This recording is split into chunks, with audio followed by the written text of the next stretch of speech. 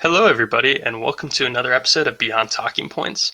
On this episode, we're going to do something a little bit differently. We typically cover, a broad topic or a specific event, like how we talked about Waco, or we'll talk about, democracy. But this episode, we actually both found ourselves pretty busy this week.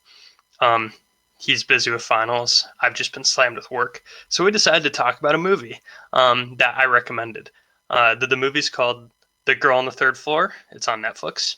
It's a horror movie. There's a lot to unpack there. I thought we should discuss it because when I watched it, I had a kind of weird takeaway where I thought it was a feminist movie, and not in a negative way, like like a lot of people might think if they walk out of a movie and think, well, that was a feminist film. And I just thought it'd be interesting for us to discuss it. So I think I'm going to start a little bit, and then you can jump in with some thoughts. Um, I guess there's a couple ways we could go about doing it. I don't really feel the need to break it down scene by scene. I'm just going to give my broad opinion on why I think it's a good feminist movie. The main thing that struck me is the premise is essentially a couple is moving into a new house on the outskirts of Chicago, and they're going to fix it up. It's a husband who's played by the former wrestler CM Punk and his pregnant wife. The husband was apparently doing stuff that was shady in the city, but they're moving out there, and they're going to be together and have a nice life. So the husband moves out there first to start fixing up the house, and he quickly realizes there's some supernatural stuff going on in the house, and he gets seduced by what we later find out is some sort of paranormal presence. What the movie kind of gets at is the main character, well, the husband, is kind of revealed to be a scumbag in various ways. He lies to his wife. He kind of feels bad about it at some points, but he is very he gives into temptation very easily. He tries to cover it up in ways that are like very self-serving. And he's an overall bad guy. But by the end of the movie, instead of it being about his redemption, it's a movie where the wife kind of realizes he's a scumbag, bad things happen to him, and she just gets over it because she really didn't need him the whole time. And it was the real moral of the movie is like, it's not like, oh, girl power, like a typical feministy mainstream movie feels. It was like, here's an example of when a man treats a woman like garbage, and there's no reason for her to stick around like this because she's still a person. So that was my initial, I guess, interpretation of the movie. And there's a lot of pretty cool horror stuff in general in the movie. Like the way that they did some of the scenes was actually really interesting. But maybe we'll randomly riff on that later. But overall, thematically, how do you feel about it? I watched the movie twice, actually. The first time, it wasn't until near the very end that I actually started to become invested in the movie. It just took me a really long time to become interested in what was going on. Part of that probably is just from the fact that the main character is a scumbag. And I suppose we could draw, or I would begin my analysis with sort of taking out the supernatural aspects in the movie. So supposing this were a movie with no supernatural aspect to it whatsoever, what would the horror be? What would be the scares or the what would make the movie uncomfortable? And of course, what would make the movie uncomfortable is sort of what you touched on, which is a woman being in a relationship with a man who is not in touch with his feelings, a man who maybe I suppose you could say a male chauvinist, or just someone who is kind of absorbed by, I'm not a big fan of this term, but toxic masculinity, a guy who is, as you say, self-centered, focused on the pleasure in the moment, and doesn't really care if it hurts anyone else. Um, yeah. Well, I think that kind of reveals why I think this movie did it so well.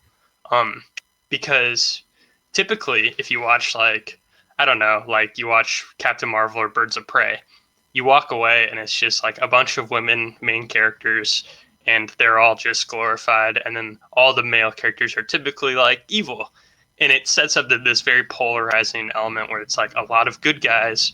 I mean, a lot of good people are women, a lot of bad people are men, and then they fight and the girls win. Look, girls can fight men.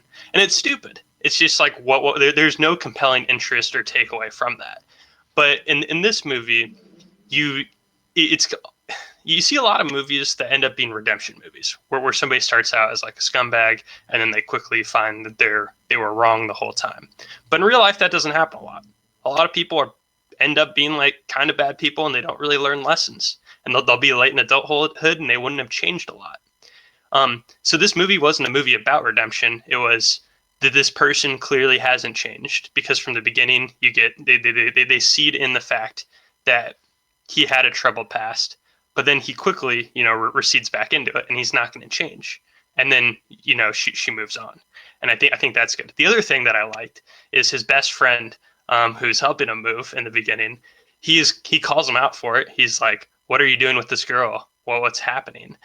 And I think them implementing him added the bit of nuance that makes it so if like a right wing person watched the movie or somebody who's like very culturally right wing, they couldn't point at this film and be like, "Oh look, it made all men evil." It's like obviously not. His best friend is being a good guy. So it does show this nuance that they bothered putting into the movie that I appreciate because that's not common in movies that have like these types of themes.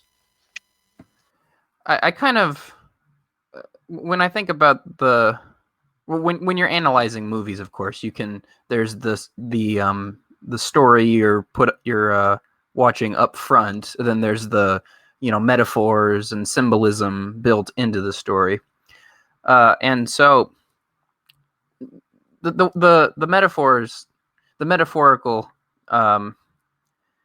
backdrop of the story, I see it, or the way I see it is, it's a couple that, or the woman is really trying to make the relationship work, and the man just, he's giving into temptation, he's giving into the darker sides of his character, and he's attempts to. It's almost like you're wondering if it's going to be a redemption movie because he's trying to rebuild this house, so he's trying to rebuild their lives together, and he fails.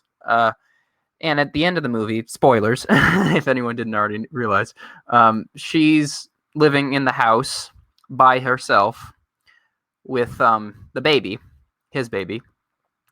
And in the movie, of course, it's a house that if you die in, your soul is stuck there.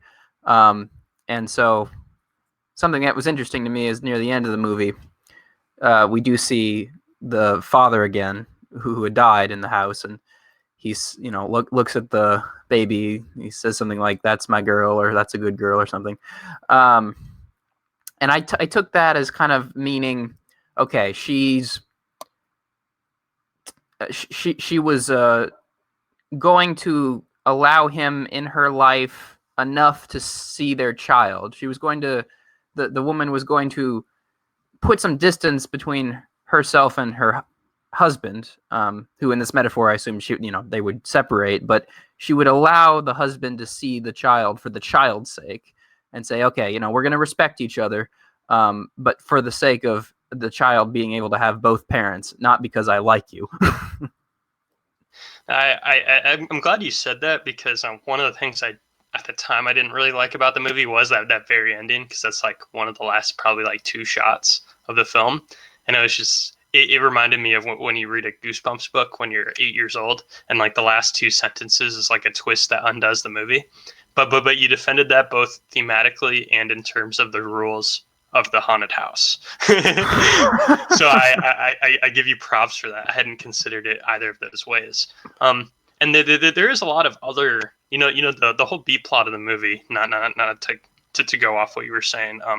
But the whole B plot of the movie is the history of the house, and it used to be, like an illegal, what's the word for it? A house of brothel. Yeah. It was an illegal brothel, and then that's where the girl haunting it was essentially a child that lived there, that was like the daughter of one of the people who worked there, and had presumably faced a lot of abuse. So there ends up also being this whole subplot about I guess abuse and things going wrong for somebody. That's why she was haunted there. Her body went missing and it was never found, except for the wife finds in the house. So I did feel like it was a movie that could easily be waved away as feeling like a kind of mid-low budget horror movie, and it's like there ended up being a lot there, and I was pleasantly surprised by it. So yeah, that was kind of my other big takeaway. How do you feel about supernatural horror movies in general? I'm not sure if I know your general take on those. Maybe depends on the mood I'm in. I mean, I like them generally, but it depends on how well they're done, and yeah. So because there was something you'd said where there's the there's the story of what you're seeing, and then there's kind of like the metaphorical, the metaphors you take away from it. And I found that the best horror movies that I enjoy the most are almost dramas, but then it's also somehow a genre film. Mm-hmm. Like Hereditary is an amazing horror movie, and it's essentially a family drama, but then there's supernatural elements going on that just entangle it worse. And I've always found that that's really interesting. And in this movie, there's already the problem, the relationship dynamic going into it. And then it's just the supernatural elements that play alongside it and then incite it. And that's what I think makes a film good. Well said. So yeah, let's talk a little bit about, because I know we kind of breezed through that. But in a less, what's the way to phrase it? A less subtle political thing that we both have seen a bit of is American Horror Story Cult. So should I give my insights on what I've seen, and then maybe you can elaborate? Yeah, sure. Okay. So Matt recommended it to me because he told me there were a lot of political overtones, and I've checked out the first couple episodes at this point. And it's almost the opposite of this in terms of how they decided to go, political or cultural route, because it literally opens with the 2016 election night and the main characters reacting to it. And but it's just really strange because it almost took politics and used as a plot point, but there wasn't really, at least in the beginning, huge takeaways. Now, I'm sure by the end of the season, I would guess there might be some heavy-handed political metaphors. And I could see that's where it's going. I'm not sure if that's true. But in the beginning, it's just like they showed it, and then they made political affiliation a core of the identities of the main characters. And I was actually surprised that that's something they do, because I haven't seen that happen that much. And it just seems like a very strange thing for a hit show to do that's like doesn't seem like it should necessarily be a partisan show. But so can you fill me in more on why that caught your eye, like while watching that show and its political ramifications? Well, it first kind of caught my eye because I've noticed that with a lot of Hollywood, or as everyone knows, the politics of Hollywood is generally left-wing. And so I guess the first thing that kind of caught my attention was, and this isn't just American Horror Story, but like a lot of different shows and movies, they'll have a political message that often I'll agree with, but I don't like the way they presented it, or I don't like, the lack of nuance, or, I'm finding myself maybe even sympathetic with the side that they don't want you to be sympathetic with. And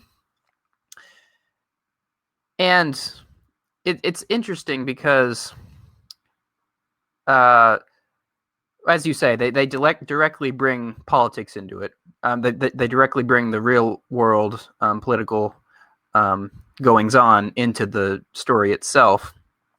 Uh, and of course, it's called Cult, and it's about a cult.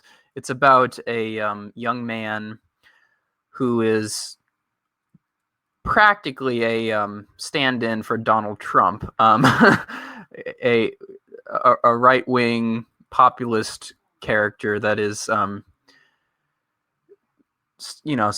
supposed to be standing up for um, what he feels is the misrepresentation and the lack of compassion for straight white men.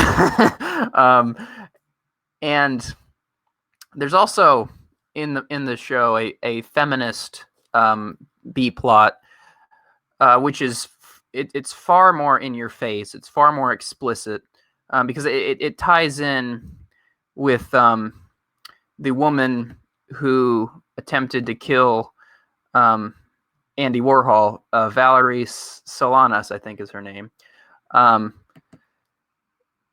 because she was like a radical feminist, and I guess she didn't feel. I guess she thought Andy Warhol was a sexist, and maybe he was. But so she, attempted to assassinate him. But the point being, they connect this real person. They make a cult out of this person as well. So this person in the show creates a cult of women, in which, and the cult is all about how horrible men are. they make women. They make the men.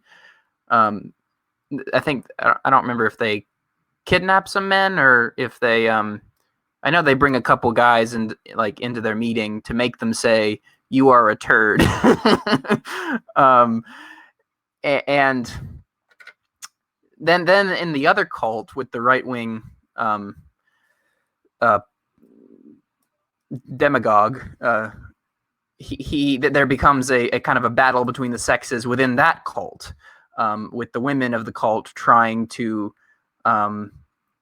oust the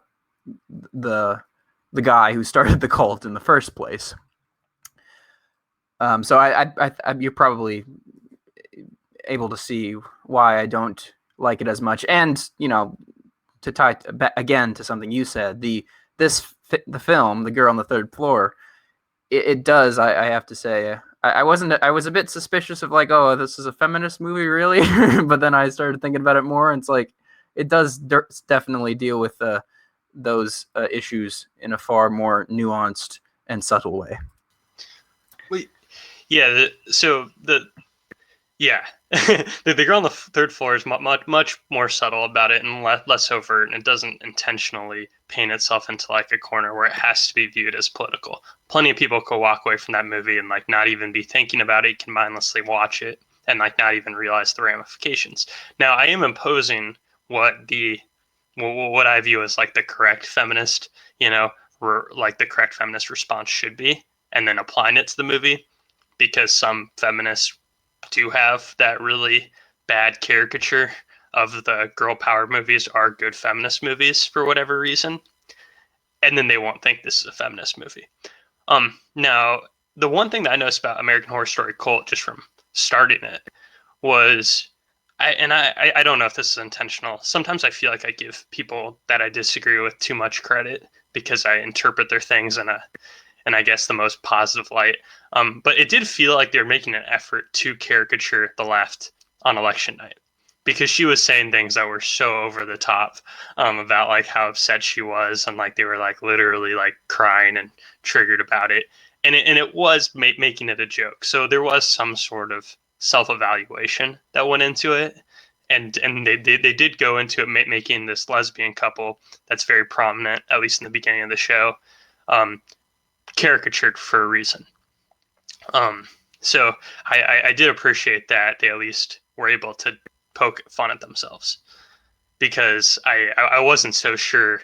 And at least the radical right wing guy, at least he's definitely much more, he's intentionally the caricature of somebody who could like Trump. He's intentionally the craziest possible. So it's hard to slam the show for not being, it's being moderate because it's showing the absolute caricatures, right?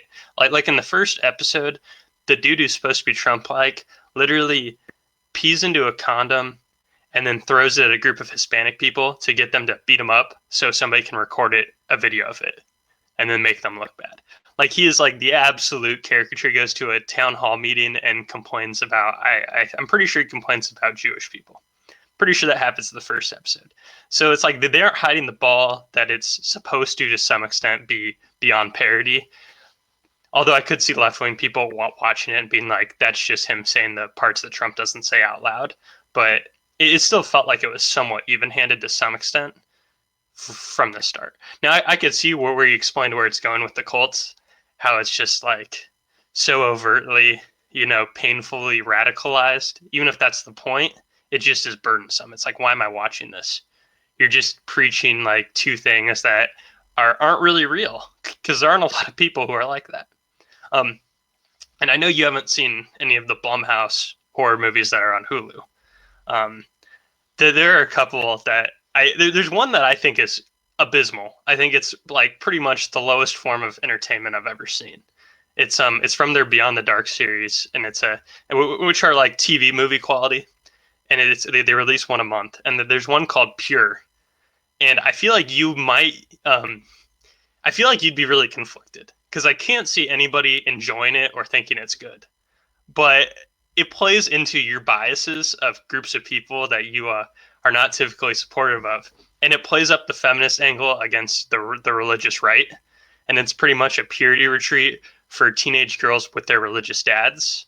And then it's not remotely subtle about all they want is to control their daughters and everything about their daughters. And it's one of the most painful pieces of entertainment I've ever tried to watch, because it's just so bad and it's so heavy-handed. And there's absolutely no nuance of who is the good and who is the bad. And it's like everybody is like this. It's total garbage. So I at least appreciated American Horror Story for caricaturing both sides and not just being like, look at these religious people, obviously evil. Like that's like a unique low. So yeah. Yeah, you could jump in. I ran it a bit there. No, you're fine. Yeah, no, I don't want to paint. I mean, I love American Horror Story. Honestly, it's normally very well written.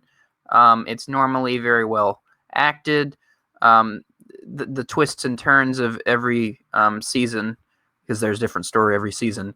It keeps your on your toes. So I can tell the effort they put into it.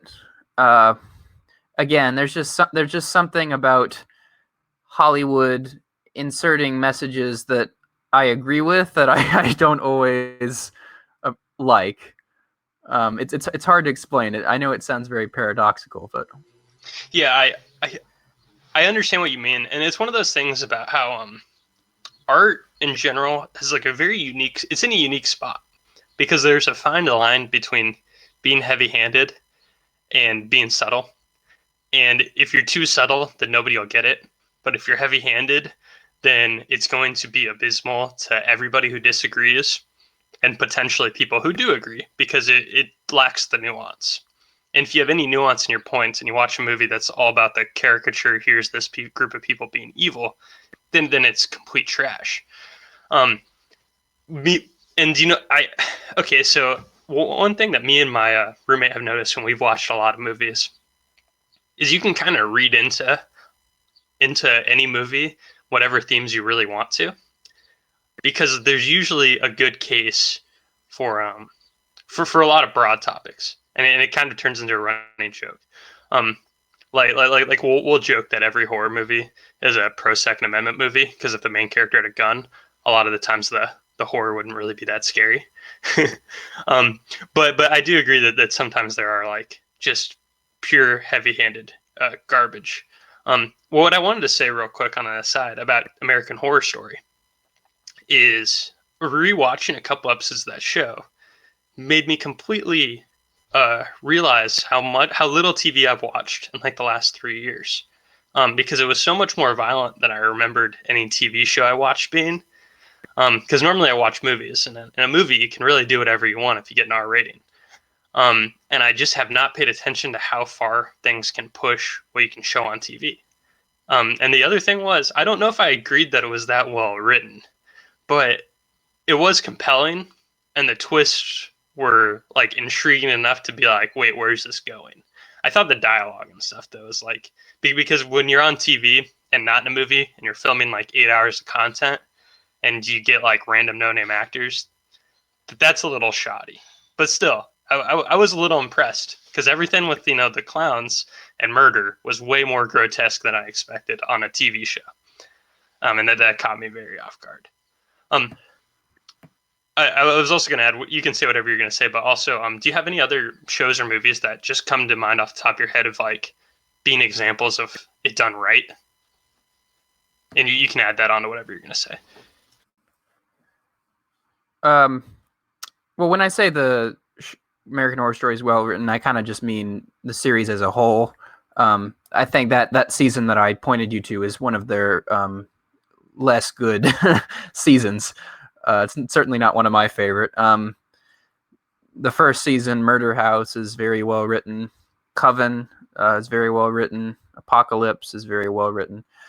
And what I was going to say before I answer your question is, George Orwell, I think it was the title of one of his essays. He said, all art is propaganda. And what he meant by that is all art has a point of view. And you can't you can't argue that art is just in a bubble and it has nothing to do with the socio-political experience of the creator or creators. So I get that. And so it doesn't bother me necessarily that if a movie or a TV show or a book has a political slant to it. I guess what I would say was, and this is not profound wisdom or anything, but I think it can be written in such a way as to get the message across, but not banging you over the head with it with a sledgehammer.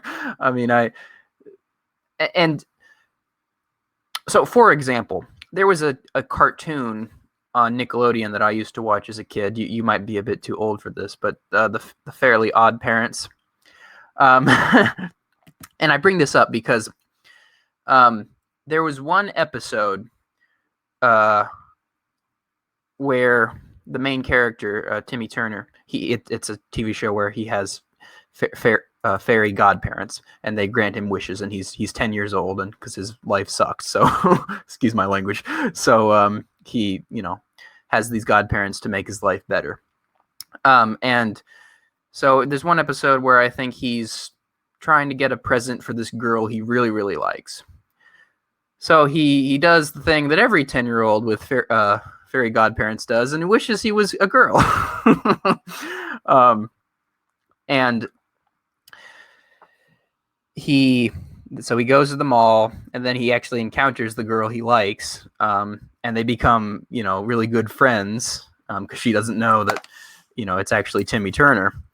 And the whole point of that episode is to kind of break the idea of traditional gender roles, but not in a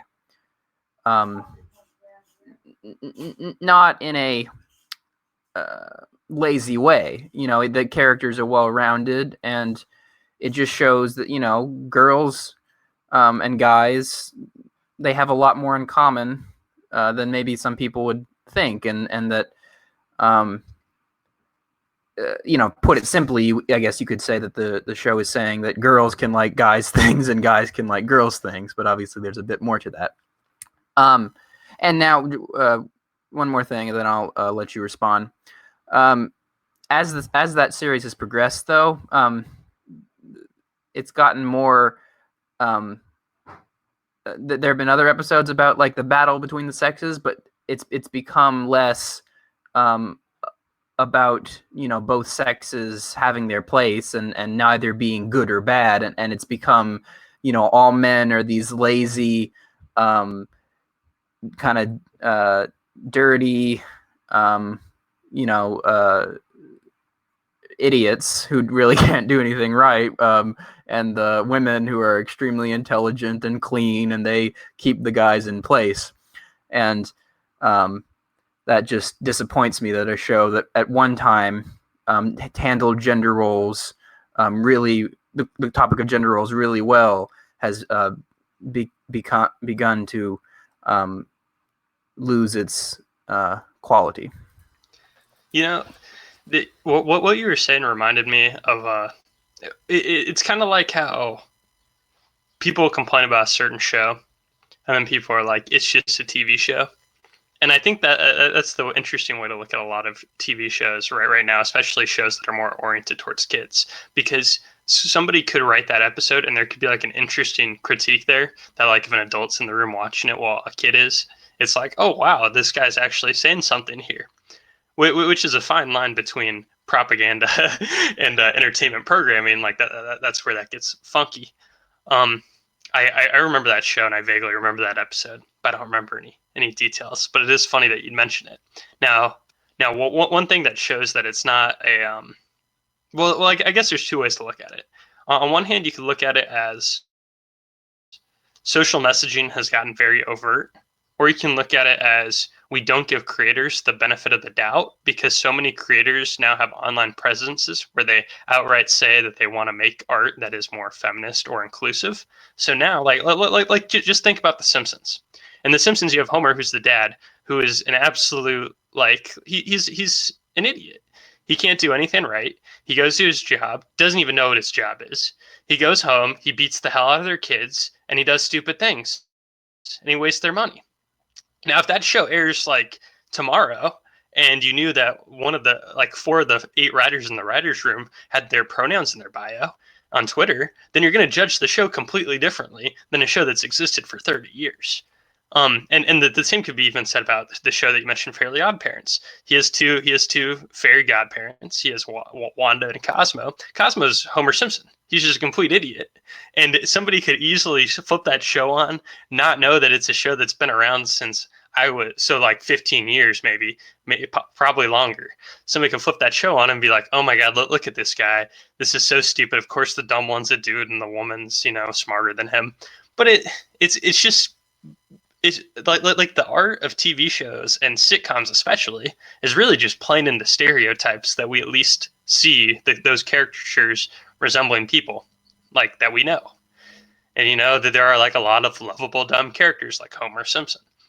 And it's interesting on how you want to interpret it. I think where shows and movies get into hot water with me now is, I know Birds of Prey is a hyped up movie because it's like, look, it's a women's action movie. And you pitch it to me like, hey, here's a movie where a bunch of girls are going to do a bunch of action, and it's cool because they're girls doing it. And it's like you're pushing this big women are equal with men at everything type mindset that doesn't make sense. And then you watch this movie where a very attractive 5'5", 100-pound woman kicks a 230-pound ripped dude in the head, and the dude dies. And it's like, okay, this makes no sense. Like, I get it. Ronda Rousey could beat the tar out of me, even though I weigh twice as much as her. But there are only so many Ronda Rouseys. So I think that's where, like, I start critiquing culture. But I can give anything that's older, the benefit of the doubt. And I wouldn't even probably bother analyzing it because I don't feel like their intentions were there. So any analysis is just kind of like, this is just how people did things at that time in 2004 when people weren't thinking about it. Now, I could be wrong, though. I'm sure Hollywood has been biased for a really, really long time, and I don't know how prevalent they were pushing an agenda for kids. But, like, even think about SpongeBob. Like, his best friend, one of his best friends is a total loser who literally lays under a rock and does nothing, and another one of his best friends is a Texan girl who can beat up anybody. So it's not like these are completely new ideas that are getting pushed in our culture. They've been there, but it just feels more overt now.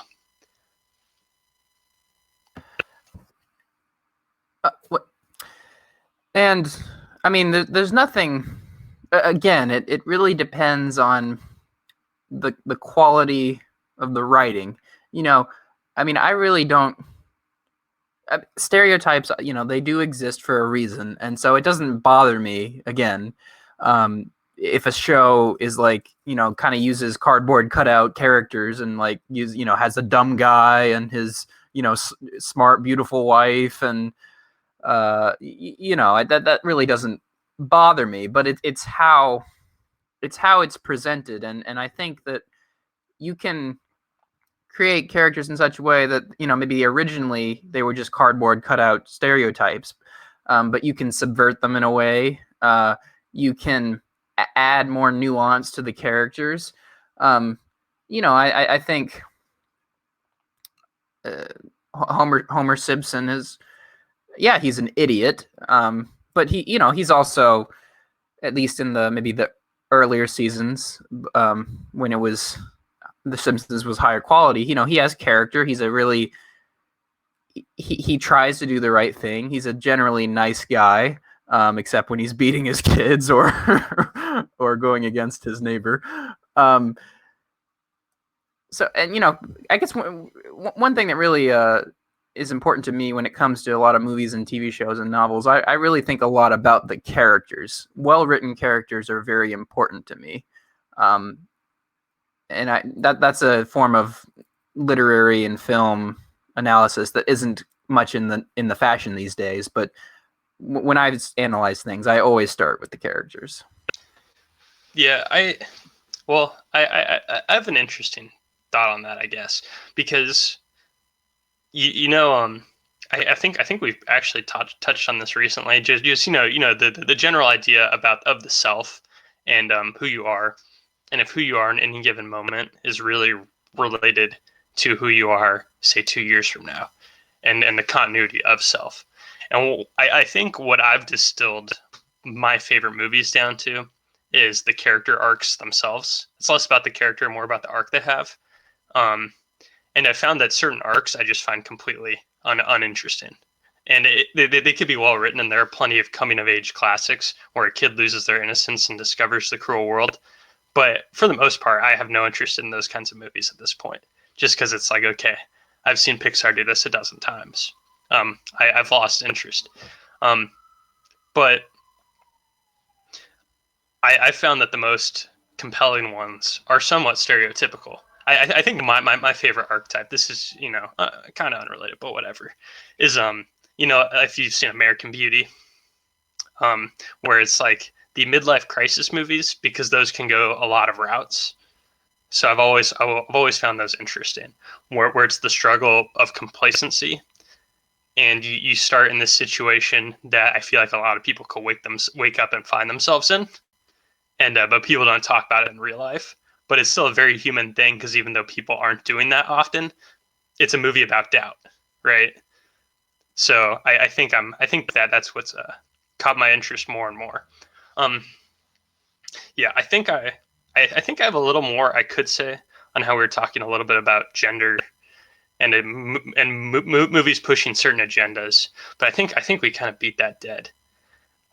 Did you want to add any other, like, just random thoughts? Because I think this devolved into an entertainment episode, and I do have preferred archetypes and just character arcs. Have you thought about those a lot, or do you just have specific people that come to mind as like being iconic for you? Mm, I can't say I have really specific archetypes or um, plots or character arcs that I gravitate to. It's mainly just, as I keep reiterating, it's the quality um, of the writing that means the most to me. Um, I think I have a hard time. I have a hard time to like figuring out what makes writing good or bad. Other than I think when it comes down to it, where I'm trying to decide, it ends up being the character arc. I think, because that's how it ends up being emotionally impactful to me. And there are a lot of things that are written well, but I guess don't strike me. And I acknowledge, like, it's like how I can watch a bad movie and know it's bad but enjoy it, and I can watch a good movie and know it's good and not like it. I guess like it didn't resonate.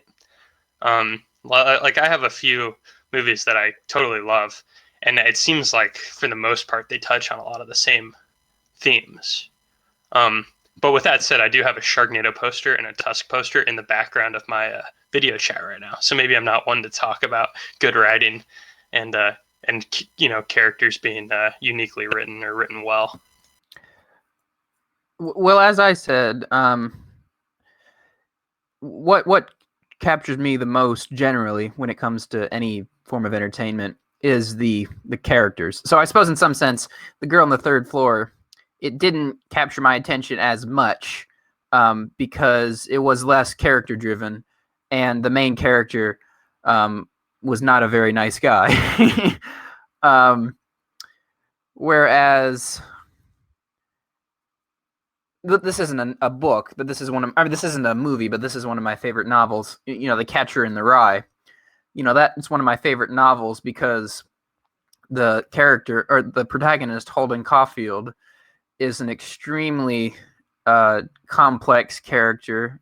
You know, once you've read that novel, you know pretty much everything about him and his life and his strengths and his weaknesses, his likes and his dislikes, his friends and his the girl he likes, and you know, I'm kind of a people person myself, so in some ways, and so you know, any kind of entertainment, it drags me in if it's about people that are interesting and complex. I mean, it's not to say that there can't be movies that are more plot driven that I enjoy. You know, I would say Sin City is not terribly character driven. I mean, there are obviously characters in it that you get to learn, but you don't really learn the depths of all those characters. That's just an anthology movie about, you know, a crime ridden city, which is mainly plot driven. So as with most entertainment things, there are exceptions to my general rules. I like how you introduced that thought because I do agree that The Girl on the Third Floor is a very plot driven movie. I didn't walk away with it thinking that like CM Punk's character and his wife, I didn't think they were profoundly complex. I thought they represented a very classic struggle in a unique way, but that's what the plot was and the theme that goes along with the plot. It was not a character driven thing. And I think it not like in general, not novels are way more likely to be character driven instead of plot driven. And as I do reflect on some of my favorite movies, I think the majority of them are character first, plot second, because it doesn't usually feel like the plot is happening to them. With the exception being a couple of revenge movies I like, you know, something has to incite their revenge, which kind of makes it inherently plot driven. But it's also, you know, their strong emotions about wanting to get vengeance that drives the plot. So it kind of goes both ways there. And when I reflect on my favorite characters, though, I feel like I can categorize them because sorry about that. So like for example, in Hereditary and Midsummer, who are both not surprisingly done by the same director, they both are set up in a state of profound grief, and something like terribly wrong occurs in both of them, and that's endemic to the stories. So I could kind of group those characters in like a similar fashion, you know, because they're both these characters who experience like profound grief. Even my other favorite horror movie is Mandy, which is a revenge movie, and that is set up by profound grief and something horrible happening. Um, so when it comes to characters that I've ever specifically loved, it's generally just been because they have great charisma, and it's usually just the actor's presence, and those are the larger than life ones that I, you know, have been intrigued by, which is like, you know, American Psycho. You have the amazing performance in that movie, and that's what's drawn me to his character. Even though that movie is kind of, you can interpret that movie in a lot of lenses. So, same with The Wolf of Wall Street. The Wolf of Wall Street is Leonardo DiCaprio has a ton of charisma in that movie. So those are characters I've come to mind. But I think I do understand our distinction between what appeals us to characters. And I do need to reread The Catcher in the Rye because it's been a couple years. I've read it twice, I think, and I don't know. I always, whenever I rewatch a movie, um, since 5 years ago or before, I always come away having completely different opinions on it. Like Pulp Fiction, I definitely did not enjoy that movie on the rewatch, which is very unpopular because probably because I didn't like any of the characters. It was just a bunch of things happen that people like. Um, so I get that. Just to reiterate on my point, or to make it, expand on it. You brought up the movie Tusk. One of my favorite movies is Clerks by Kevin Smith. And that's there really is no plot as such. I mean, stuff happens, but it is a day in the life of Dante and Randall. And again, similar to what I said after you've read The Cashier in the Rye, after you've seen Clerks, you understand Randall and Dante. You understand their life struggles. You understand the kind of friendship they have, which is pretty good. Which is a pretty good friendship, but they have rocky moments, as you remember. And there are also other side characters to bounce them off, to bounce their personalities off of. So you see how they interact with people. Randall, of course, is the more of a jerk type character who messes with customers and just doesn't give a darn about anything. And then Dante is a more anxious, uptight. He cares more about what people think of him. He tries to do what society expects of him. He tries to be a good employee, a good friend, a good boyfriend. And again, that's the kind of stuff that I just love. Have you seen Once Upon a Time in Hollywood? I have not. Oh, okay. It's a very Quentin Tarantino movie, but I liked it a lot more than his other movies because I liked the characters more. And it does feel like you're just hanging out with Leonardo DiCaprio and Brad Pitt, and it doesn't in a similar way to how you're describing Clerks.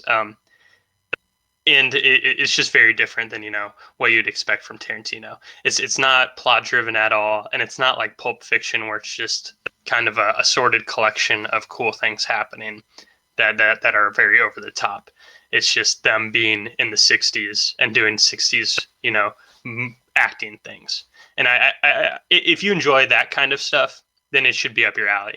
But the first thought I had, and I heard a big movie reviewer on YouTube say the same thing. It made me feel validated because I saw that like months after the fact.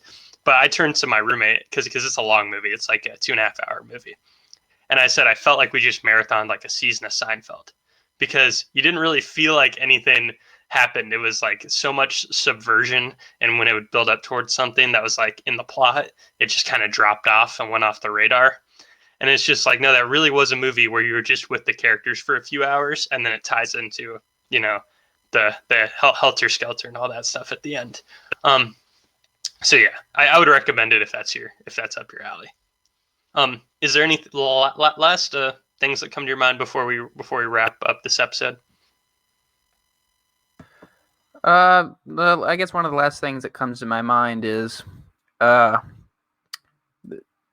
Louis C.K. has gone in ill repute after everything we've learned about him. But I'm reminded of the sitcom. I don't know if it's still going on, but his sitcom Louis that he put out several years ago. And that is a very character-driven show, which, there's, again, it's a day in the life. There really is no plot. In fact, the Nostalgia Critic said that it was more like what Seinfeld is supposed to be than Seinfeld is. In other words, there's even less plot than in Louis than in Seinfeld. And I remember watching that show, and although I didn't watch much of it, so maybe if I rewatched it, I would have a broader perspective. And I didn't quite care for it. I don't know if that was the dark humor, like just how dark the humor was, which I normally like, or if it maybe I know you and I just really dislike the word moderate, but maybe I'm somewhere in the middle where I like a little plot, some character and some plot, together to make the best entertainment. Yeah, I saw a season of Louis like a while ago, and I agree that show has really no plot. It would just be him in situations, and it's just like it was literally like, oh, here's how he reacted. He interacted poorly on this date, and it didn't have like a through line at all. Yeah, it was like the ultimate Seinfeld. Okay, because Seinfeld at least has a through line, even though it's just stupid or insignificant. It's still a through line, and that's part of why I appreciate Seinfeld. Because I've had so many dumb thoughts in my life where I felt like George Costanza. Because I'm like, if I explain this predicament to my friend, it's going to be something stupid enough to be on that show. Okay, because like one time I went out with a girl and I felt like I was looking at her while she was talking on like a first date, and her nostrils just looked weird to me. I was like, are her nostrils too small? And I felt like if I said that to anybody, it's like, wow, you're George Costanza, I'm Jerry, and it's like, why do you care about her nostrils? So yeah, I agree that there's an important balance there. That's why I could see somebody not liking Once Upon a Time in Hollywood, because it meanders. It does. But I like the aesthetic of that era, and I like the music of that era, and I like the tough male characters because I'm a misogynist and all that jazz. So I was able to appreciate the movie. I'm not sure what your thoughts would be on it. But yeah, I think that was good. We ended up talking about a lot of random stuff. And it was interesting to hear your thoughts about a bunch of movies and shows because we never really talk about that. And I'm sure next week we'll have some more political arguments to be had. So good luck on your finals. Hopefully I'll be less stressed out about work and signing up. Oh wait, and you can find me on Twitter at MattKeckBlog. You can find the video version of the podcast on the YouTube channel, The Anti-Philosopher, or by just searching Beyond Talking Points. You should be able to find it. I probably shouldn't say that without testing it, but I said it anyways. So yeah, signing off, Matt and Matt.